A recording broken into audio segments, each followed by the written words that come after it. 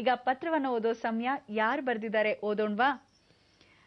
ಗುರುಜಿ, ಪತ್ರವನ್ನ SV ವೆಂಕಟಗಿರಿಯವರು ಬರೀತಿದ್ದಾರೆ ಗುಬ್ಬಿಯಿಂದ. ಪೂಜ್ಯ ಗುರುಜಿಯವರ ಪಾದಾರವಿಂದಕ್ಕೆ ಅನಂತಾನಂತ ನಮಸ್ಕಾರಗಳು ಅಂತ ಹೇಳ್ತಾ ಇದ್ದಾರೆ. ಅವರ ಶ್ರೀಮತಿಯವರ ಹೆಸರು ಪ್ರಭಾವತಿ ವೆಂಕಟಗಿರಿ ಅಂತೆ ಗುರುಜಿ. ಹಾಗೆ ಮಗನ ಹೆಸರು ಶ್ರೀಕಾಂತ್ ಅಂತೆ. ಇವರು ಬಹಳ ಒಳ್ಳೆಯ ಸಂಪಾದನೆಯನ್ನ ಮಾಡ್ತಿದ್ದಾರೆ, ವಿದ್ಯಾವಂತ ಗುರುಜಿ. ಆದ್ರೂ 5 ವರ್ಷಗಳಿಂದ ಸತತ ಪ್ರಯತ್ನ ಮಾಡ್ತಾ ಇದೀವಿ, ಮದ್ವೆ ಮಾತ್ರ ಕೂಡ್ ಬರ್ತಿಲ್ಲ, ಜಾತಕನೇ ಕೂಡಲ್ಲ, ಯಾಕೆ ತಿಳಿತಾ ಇಲ್ಲ ಗುರುಜಿ, ಏನ್ ಮಾಡ್ಬೇಕು ಹೇಳಿ ಅಂತ ಕೇಳ್ತಿದ್ದಾರೆ. ಅವ್ರು ಹುಟ್ಟಿದ್ದು ಕೋಲಾರದಲ್ಲಂತೆ. 2/9/79 ರಾತ್ರಿ 10:40 ಭಾನುವಾರ, ಪೂರ್ವಾಷಾಢ ನಕ್ಷತ್ರ, ಧನಸು ರಾಶಿ ಅಂತ ಹೇಳ್ತಿದ್ದಾರೆ.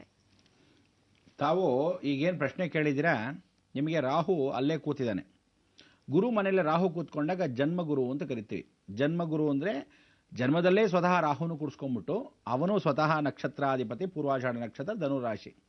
ಅಲ್ಲಿ ರಾಹುನ ಕೂಡಿಸ್ಕೊಂಡಾಗ ಗುರು ಮನೆಯಲ್ಲಿ ರಾಹುನ ಕೂಡಿಸ್ಕೊಂಡು ಗುರು ಎಲ್ಲಿ ಕೂತಿದ್ದಾನೆ, ವಿಶೇಷವಾಗಿ ಗುರು ತನ್ನ ಮನೆಯಲ್ಲೇ ತಾನು ಕೂತಿದ್ದಾನೆ. ಅಂದರೆ ಅವನು ಮೀನರಾಶಿ ಹತ್ರ ಹೋಗಿದ್ದಾನೆ. ಈ ಥರ ಗುರು ಮಿಲನ ಅನ್ನೋದೇನಂತೀವಿ, ರಾಹು ಬೃಹಸ್ಪತಿ ಸಂಧಿ ಆಗೋಗಿದೆ ಈಗ. ಅದಕ್ಕೆ ನೀವು ಮೊದಲಾಗಿ ಮಾಡಿಸಬೇಕಾಗಿದ್ದು ರಾಹು ಬೃಹಸ್ಪತಿ ಸಂಧಿ ಹೋಮ. ಆ ಸಂಧಿ ಹೋಮವನ್ನು ಯಾರತ್ತಾದರೂ ಪರಿಪೂರ್ಣವಾಗಿ ಮಾಡಿಸಿ ಗೇಟನ್ನು ಪರಿಪೂರ್ಣವಾಗಿ ತೆಗೆಸ್ಕೊಂಡು ವ್ಯವಸ್ಥೆ ಆಗುತ್ತೆ. ಇಲ್ಲಿ ನಿಮ್ಮ ಮಗನಿಗೆ ಮಾಡತಕ್ಕಂಥ ವಿಚಾರ ಏನು ಅಂದರೆ, ಗುರು ಭಕ್ತಿ ಇರಬೇಕು, ಗುರು ಶ್ರದ್ಧೆ ಇರಬೇಕು, ಗುರು ಜ್ಞಾನ ಇರಬೇಕು ಅಂತ ಹೇಳುತ್ತೆ. ಈ ರಾಹು ಮುಖಾಂತರ ಗುರು ಅಂದರೆ ಸುಬ್ರಹ್ಮಣ್ಯ ಸ್ವಾಮಿನ ಭದ್ರ ಹಿಡ್ಕೋಬೇಕು. ಕುಮಾರ ಗುರುವೇ ನಮಃ ಅಂತ. ಸುಬ್ರಹ್ಮಣ್ಯನಿಗೆ ವಳ್ಳಿ ದೇವಸೇನಾ ಸಮೇತವಾಗಿರ್ತಕ್ಕಂಥ ಸುಬ್ರಹ್ಮಣ್ಯ ಬೇಕಾಗಿಲ್ಲ. ಆದರೆ ನೀವು ಏನು ಮಾಡಬೇಕು, ಷಣ್ಮುಖ ಪ್ರಿಯನಂದನ ಆಗಿರ್ತಕ್ಕಂಥ ಸುಬ್ರಹ್ಮಣ್ಯ, ಅವನು ಏಕಾಂಗಿಯಾಗಿರಬೇಕು, ವೇಲನ್ನಿಟ್ಕೋಬೇಕು. ಅದೇ ರೀತಿಯಾಗಿ ಇಲ್ಲ 6 ಮುಖವಾಗಿರ್ತಕ್ಕಂಥವನು ಏಕಾಗ್ರತೆಯಾಗಿ ಕೂತಿರ್ತಾನೆ ನವಿಲ ಮೇಲೆ ಹಾವಿನ ಜೊತೆಗೆ. ಆ ಒಂದು ಷಣ್ಮುಖನ ಪ್ರಿಯನಂದನ. ಅದಕ್ಕೆ ಶಠಾಣನಾಯ ವಿದ್ಮಹೆ ಶಕ್ತಿ ಹಸ್ತಾಯ ಧೀಮಹೆ ತನ್ನೋ ಷಣ್ಮುಖ ಪ್ರಚೋದಯಾತ್. ಪ್ರತಿ ಮಂಗಳವಾರ ಸುಬ್ರಹ್ಮಣ್ಯ ಧ್ಯಾನದಲ್ಲಿರಲಿ, ಪರಿವರ್ತನೆ ಆಗುತ್ತೆ. ವೆಂಕಟಗಿರಿಯವರೇ, ಧನ್ಯವಾದಗಳು ಪತ್ರವನ್ನ ಬರೆದಿದ್ದಕ್ಕಾಗಿ. ಗುರುಜಿ, ಮುಂದಿನ ಪತ್ರವನ್ನ ಬೆಂಗಳೂರಿನಿಂದ ಬರೀತಿದ್ದಾರೆ ತಿಪ್ಪೇಸ್ವಾಮಿಯವರು. ಅವರಿಗೆ ಒಬ್ಳು ಹೆಣ್ಮಗು ಇದೆ ಅಂತೆ, ಅದಕ್ಕೆ ಇನ್ನೂ 6 ವರ್ಷ ಅಂತೆ. ಹೇಮಾ ಅಂತ ಹೆಸರಂತ ಹೇಳ್ತಿದ್ದಾರೆ ಗುರುಜಿ. ಮಾತು ಮತ್ತು ದೃಷ್ಟಿಯಲ್ಲಿ ತೊಂದರೆ ಇದೆ, ಇನ್ನೂ ಕೂಡ ಅವಳು ಮಾತಾಡಲ್ಲ, ಸರಿಯಾಗಿ ಕಣ್ ಕಾಣಲ್ಲ ಅಂತ ಹೇಳ್ತಿದ್ದಾರೆ. ಇದಕ್ಕೆ ಏನ್ ಮಾಡ್ಬೇಕು, ನೀವೇ ದಾರಿ ತೋರಿಸಿ, ನಾವು ನಿಮ್ಮನ್ನೇ ನಂಬಿ ಈ ಪತ್ರ ಬರಿತಾ ಇದ್ದೀವಿ ಅಂತಿದ್ದಾರೆ. ಅವಳ ತಂದೆಯ ಹೆಸರು ತಿಪ್ಪೇಸ್ವಾಮಿ, ಅಮ್ಮ ಸಿದ್ದನಂಜಮ್ಮ. ಹುಟ್ಟಿರೋದು 8/7/2005 ಬೆಳಗ್ಗೆ 11:11 ಅಂತ ಹೇಳ್ತಿದ್ದಾರೆ ಗುರುಜಿ. 8ನೇ ತಾರೀಕು ಹುಟ್ಟಿರೋದ್ರಿಂದ ಶನಿ ಅಧ್ಯಾಪಕ ಅಂತ ಕರಿತೀವಿ. ಅಧ್ಯಾಪಕ ಅಂದ್ರೇನು, ಮಾಸ್ಟರ್. ಸೊ ಶನಿನೇ ಇವನಿಗೆ ಜಗತ್ತೆಲ್ಲ ನಡೆಸ್ಕೊಂಡು ಹೋಗ್ತಾ ಇರೋದು ನಿಮ್ಮ ಮಗಳಿಗೆ ಶನಿನೇ. ಅಂದರೆ ಒಳ್ಳೇದು ಮಾಡಿದ್ರು ಶನಿನೇ, ಕೆಟ್ಟದ್ದು ಮಾಡಿದ್ರು ಶನಿನೇ. ಶನಿನೇ ಆ ಸ್ಥಾನದಿಂದ ಜೀವನ ನಡೆಸ್ಕೊಂಡು ಹೋಗೋ ಕರ್ಮಾಧಿಪತಿ. ಸೊ ಶನಿ ಜೊತೆಗೆ ಕಣ್ಣು ಅಂದರೆ ಏನೋ, ಸ್ಥಿರವಾದ ಕಣ್ಣು ನೋವು. ಸ್ಥಿರವಾದ ಶುಕ್ರ ಅಂದರೆ ಮಾತಿನ ಭಾಗ, ಅಂದರೆ ಕೇತು ಅಂದರೆ ಮಾತು, ಕಣ್ಣು ಅಂದರೆ ರವಿ. ರವಿ, ಕೇತು, ಶನಿ, ಈ 3 ದೋಷಗಳನ್ನು ಸರಿಪಡಿಸ್ಕೋಬೇಕು. ಸೊ ರವಿ ಕೇತು ಆಗಿರ್ತಕ್ಕಂಥವನು ಶನಿ ಜೊತೆಗೆ ಕೂತಿದ್ದರೆ, ಅಥವಾ ರವಿ ಮತ್ತು ಶನಿ ಜೊತೆಗೆ ಇದ್ದಾಗ ಕೇತು ನೇರ ದೃಷ್ಟಿಯಲ್ಲಿ ನೋಡ್ತಾ ಇದ್ದರೆ, ಇವರಿಗೆ ಯಾರ ಸಾಟಿ? ಸೂರ್ಯನಿಗಾಗಿರ್ತಕ್ಕಂಥವನು ಪಾರ್ವತಿ ಪರಮೇಶ್ವರ, ಭಾಳ ಸಂತೋಷ. ಕೇತುಗೆ ಗಣಪತಿ, ಬಹಳ ಸಂತೋಷ. ಅದೇ ರೀತಿಯಾಗಿ ಶನಿಗೆ ಮಹಾವಿಷ್ಣು. ಅಂದರೆ ವಿಷ್ಣು ಶ್ರೀಮನ್ನಾರಾಯಣ ಸ್ವರೂಪದಲ್ಲಿ ನಿದ್ರಾವಸ್ಥೆಯಲ್ಲಿರಬೇಕು. ಇವನ ಇಬ್ಬರಿಗೂ ಸಾಟಿಯಾಗಿ ಕೂತಿರತಕ್ಕಂಥ ವಿಷ್ಣುಗೆ ಸಂಧಿ ಪೂರ್ತಿಯಾಗಿರ್ತಕ್ಕಂಥ ಅವಕಾಶವನ್ನು ಮಾಡಬೇಕು. ಭೂಮಿ ಸ್ಪರ್ಶ ಮಾಡಬಾರ್ದು, ಮೇಲ್ಲೋಕದಲ್ಲಿರಬೇಕು. ಅಂದರೆ ತ್ರಿಮೂರ್ತಿಗಳು ಏಕಕಾಲಕ್ಕೆ ಒಂದೇ ಲಿಂಗಾಕಾರದಲ್ಲಿ ಇರತಕ್ಕಂಥವನ್ನ ಪೂಜೆ ಮಾಡಬೇಕು. ಅದು 2 ಕಡೆ ಬಹಳ ವಿಶೇಷವಾಗಿರ್ತಕ್ಕಂಥವನು.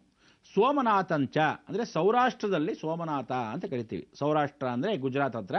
ಅಲ್ಲಿ ಹೋದರೆ ಸೋಮನಾಥೇಶ್ವರನ ಸ್ಮರಣೆ ಮಾಡ್ಕೋಬೋದು. ಚಂದ್ರನಿಂದ ಬ್ರಹ್ಮ ಪೂಜೆ ಮಾಡಿದ್ದಾನೆ, ಶಿವನ ಪೂಜೆ ಮಾಡಿರ್ತಕ್ಕಂಥ ಅವಕಾಶವನ್ನು ಮಹಾವಿಷ್ಣು ತಗೊಂಡಿದ್ದಾನೆ.